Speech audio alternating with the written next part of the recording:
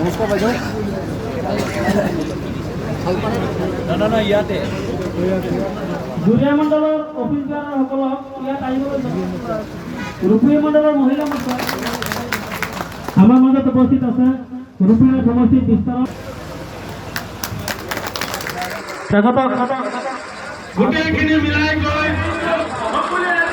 ৰূপহীৰ সাংবাদিকসকল বন্ধুসকললৈ মই আন্তৰিক অভিনন্দন জ্ঞাপন কৰিছোঁ।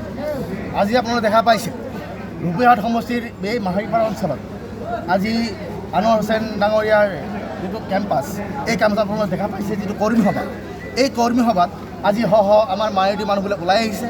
আজি গম পাইছে যে আজি মোৰ জন্মৰ আগৰ পৰাই আমি দেখি আহিছোঁ, কংগ্ৰেছে হওক বা পিছত আমাৰ UDF হওক, ইয়াৰ আগতে AGP হওক, এই দলসমূহে আমাৰ মাইনৰিটি মানুহক প্ৰতাৰণা কৰিছিল। আমাৰ এই মানুহবিলাকক লৈ বিভিন্ন ধৰণৰ গেম খেলিছিল। কিন্তু এতিয়া আমাৰ মানুহবিলাকে বুজি পাইছে যে আমাৰ BJP অহাৰ পিছত আমাৰ মাইনৰিটি মানুহবিলাকৰ শান্তি হৈছে, বিভিন্ন ধৰণৰ আঁচনি পাইছে।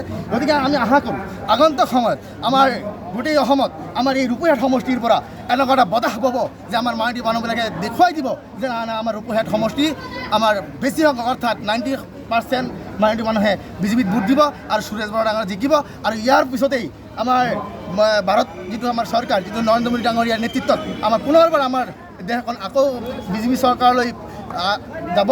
গতিকে আমি আশা কৰোঁ যাতে আমাৰ BJP চৰকাৰ অতি বাৰেই যাতে আমাৰ চৰকাৰ থাকে। গতিকে তাৰ কাৰণে আমি ওলাই আহিছোঁ, ৰাইজ ওলাই আহিছোঁ। গতিকে মই আগতে আপোনাৰ ৰাইজ দলৰ নগাঁও জিলাৰ জেনেৰেল ছেক্ৰেটাৰী আছিলোঁ। গতিকে তাৰ পৰা মই ত্যাগ কৰি মই BJPত যোগদান কৰিছোঁ।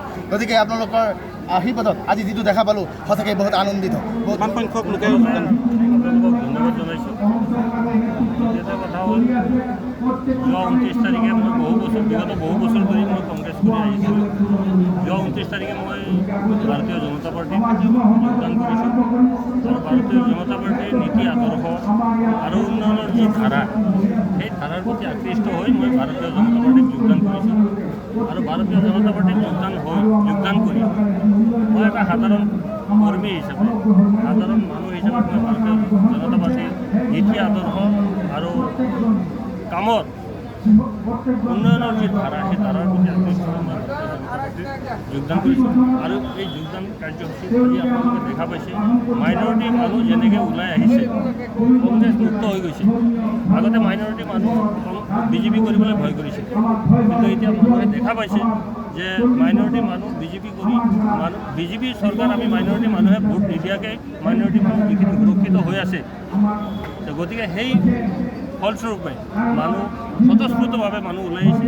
আৰু আজি আপোনালোকে নিশ্চয় দেখা পাইছে আমি কোনো ৰাইজ মাতা নাই, এটা কৰ্মী সভা আহ্বান কৰিছিল। সেই কৰ্মী সভাত মানুহ যেনেকৈ স্বতঃস্ফূৰ্তভাৱে ওলাই আহিছে তাৰে প্ৰমাণ হৈছে যে ভাৰতীয় জনতা পাৰ্টীত আজি মাইনৰিটি মানুহখিনি আগ্ৰহ প্ৰকাশ কৰিছে আৰু ভোট দিবলৈ ইচ্ছুক। আপোনাৰ নেতৃত্বত কিমান শতাংশ মানে কংগ্ৰেছ? মোৰ নেতৃত্ব বুলি ক'ব নোৱাৰোঁ, মই এজন সাধাৰণ কৰ্মী হিচাপে আৰু মাহিৰপাৰ GPৰ যিখিনি মানুহ, ৰূপহীহাট সমষ্টিৰ যিখিনি মাইনৰিটি মানুহ, চবেই আৱেগিক ৰাজনীতি কৰিছিল মুৰুলুপ্তা ডাঙৰীয়াই। সেই আৱেগিক ৰাজনীতিটো মানুহে বুজি পাই স্বতঃস্ফূৰ্তভাৱে ওলাই আহিছে। মোৰ নেতৃত্ব বুলি নহয়, চবেই নিজে নিজে ওলাই আহি পেলাই আজি কমচে কম 400-500 মানুহ যোগদান কৰিছে। তথাপি এই যিটো সভা, আজিৰ যিটো সভা আয়োজক আপুনি হয়, আপোনাৰ নেতৃত্বত কিমান মানুহ আজিৰ? আয়োজকটো মই নহয়, আয়োজকটো ৰূপহী মণ্ডল আৰু জুৰিয়া মণ্ডলৰ নেতৃত্বত ৰূপহীহাট সমষ্টিৰ ইনচাৰ্জ আৰু প্ৰভাৰী তেখেতসকলে আজিৰ এই সভাৰ আহ্বান কৰিছে। আৰু মোৰ ঘৰত তেখেতসকলে এটা এৰেঞ্জমেণ্ট কৰাৰ ব্যৱস্থা কৰিছে, তাৰ লগত মই সহায় সহযোগিতা কামনা কৰিছোঁ। BJP দল জয়ী হোৱাৰ কিমান শতাংশ আশাবাদী? 100% আমি সুৰেশ বৰা ডাঙৰীয়াৰ যিখিনি মানুহৰ সঁহাৰি আৰু মানুহৰ যি স্বতঃস্ফূৰ্তভাৱে মানুহ যেনেকৈ ওলাই আহিছে, অতুল বৰদলৈ ডাঙৰীয়া কংগ্ৰেছ UDF কোনো ফেক্টৰী নহয়। BJPৰ ওপৰত বিশ্বাস আৰু কংগ্ৰেছৰ যি দুৰ্নীতি ভ্ৰষ্টাচাৰ, কংগ্ৰেছে মাইনৰিটি সমাজক এই 75 বছৰে যেনেকৈ ভোট বেংক হিচাপে ব্যৱহাৰ কৰিলে, তেওঁলোকক শোষণ কৰিলে, আজিৰ তাৰিখত মাইনৰিটি সমাজে গম পাবলৈ বাধ্য হৈছে। আজি আমি গোটেই দিনটো ৰাতিপুৱা আজি আমি ঢিং অঞ্চলত আছিলোঁ, উঠামতলা চৰত আছিলোঁ। এই অঞ্চলটোতো বহুত আগবঢ়া, গোটেই দিনটো চৰত আছিলোঁ। আমি চৰৰ বিভিন্ন জেগাত আমি যিটো মানে গ্ৰাউণ্ড ৰিয়েলিটি, যিটো চৰজীৱীন তদন্ত আপোনালোকে যেনেকৈ কৰে নহয়, সাংবাদিকসকলে যেনেকৈ সৰজমিন তদন্ত কৰে, আমি এজন সাধাৰণ নাগৰিক হিচাপে গৈ পেলাই তাতে আমি উপস্থিত হ'লোঁ। যি দুখ আৰু যি দুৰ্গতি দেখা পালোঁ, সাধাৰণ অশিক্ষিত মানুহেও আজি কৈছে যে টেঙাম এবাৰেই বেচিব, টেঙাৰাম বাৰে বাৰে বেচিব নোৱাৰে। কাৰণ প্ৰত্যেক বছৰে প্ৰত্যেকবাৰেই সংখ্যালঘু ৰাইজক কংগ্ৰেছে টেঙাম বেছি আহিলে। আৰু আজিৰ তাৰিখত ভাৰতীয় জনতা পাৰ্টীৰ নেতৃত্বাধীন চৰকাৰখনে মাননীয় প্ৰধানমন্ত্ৰী নৰেন্দ্ৰ মোদী ডাঙৰীয়াৰ নেতৃত্বত সমগ্ৰ ভাৰতত আৰু অসমত ডক্টৰ হিমন্ত বিশ্ব শৰ্মা ডাঙৰীয়াৰ নেতৃত্বত যিখিনি কাম হৈছে, আজি সংখ্যালঘু অশিক্ষিত মানুহেও স্বীকাৰ কৰিছে। তেওঁলোকে চাকৰি পাইছে 1 পইচা নিদিয়াকৈ, তেওঁলোকে সকলো চৰকাৰী আঁচনি পাইছে, ৰাস্তা হৈছে, যিটো আপুনি নলতলিৰ পৰা যিটো মায়ঙলৈকে যিটো মাথাউৰি হৈছে, চৰ অঞ্চলত JJMৰ স্কিম হৈছে, আৰু একো ক'বলৈ নাই। আপোনালোকেও সকলো গম পাইছে এইটো কাৰণ কিয়? কংগ্ৰেছৰ যি দুৰ্নীতিৰ ভ্ৰষ্টাচাৰ আৰু তেওঁলোকে যিটো অপৰাধীক আৰু অপৰাধক তেওঁলোকে যেনেকৈ আশ্ৰয় দিয়ে আৰু প্ৰশ্ৰয় দিয়ে, গতিকে সাধাৰণ আমাৰ সংখ্যালঘু ৰাইজ বিতুষ্ট হৈছে। আৰু যি ধৰণে সবকা সাথ সবকা বিকাশ নীতিৰে সকলোকে সামৰি পেলাই দেশখনক আগুৱাই লৈ যোৱাৰ যি চিন্তা কৰিছে, কাম কৰিছে মাননীয় মুখ্যমন্ত্ৰী হিমন্ত বিশ্ব শৰ্মা ডাঙৰীয়া অসমত আৰু মাননীয় প্ৰধানমন্ত্ৰী ডক্টৰ নৰেন্দ্ৰ মোদী ডাঙৰীয়াই ভাৰতত, আৰু সেইকাৰণে আজি এই দেখা পাইছে বিপুল সহায়। আজি কাৰ্যকৰ্তা সন্মিলন দিছে, সকলো ৰাইজ উত্তৰ ৰাতি 10টা বজাতো আহিছে, কি ক'ব? কিন্তু আপোনালোকে ক'ব আহিছে কাৰণে উত্তৰটো আপোনালোকে দিব কি আছে? কিয় আহিছে? বিশ্বাসত আহিছে, বিশ্বাস আছে, কৰিছে।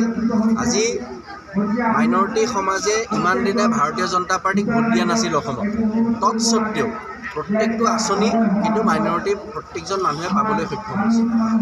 আজিৰ তাৰিখত তেওঁলোকেও উপলব্ধি কৰিছে যে হয়, আজি মাইনৰিটি সমাজ উন্নয়নৰ পক্ষত আছে।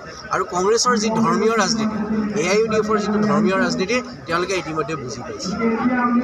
কংগ্ৰেছে অভিযোগ তুলিছে সিদিনাখনো আহিছিল প্ৰদ্যুৎ বৰদলৈ ডাঙৰীয়াই সিদিনাখন অভিযোগ তুলিছে যে যিসকলে বিজেপিত জইন কৰিছে তেওঁলোক চোৰ দালালসকলেহে বিজেপিত জইন কৰিছে বুলি, সংখ্যালঘু ৰাইজক সেইসকলেহে জইন কৰিছে।